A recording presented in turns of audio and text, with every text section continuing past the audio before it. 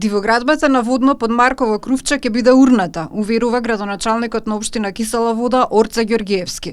Општинскиот градежен инспектор го известил собственикот, а освен двокатниот дрвен објект за кој реагираа жителите на Кисела Вода кој се извише меѓу двата изборни круга, отстранет треба да биде и објектот од црста градба кој не се гледа од градот.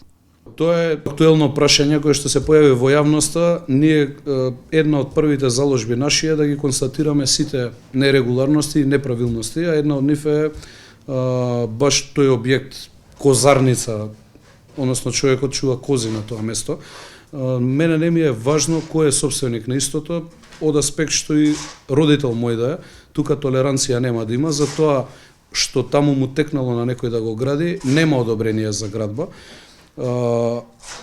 Известен е човекот, секоја нерегуларна градба во Кисела Вода ќе има можност тој што ја градел во минатото, одобреното усмено од поединци, од управата општинска во минатото, да си го сруши во законскиот рок.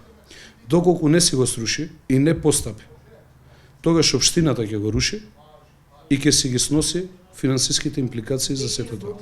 Земјиштето на кое се изградени објектите под Марково Крувче е државно, а Министерството за земјоделство го дало под концесија.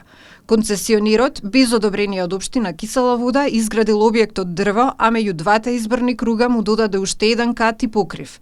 До овој објект има уште еден, кој е цврста градба, иако во тој дел на водно не се дозволени градби.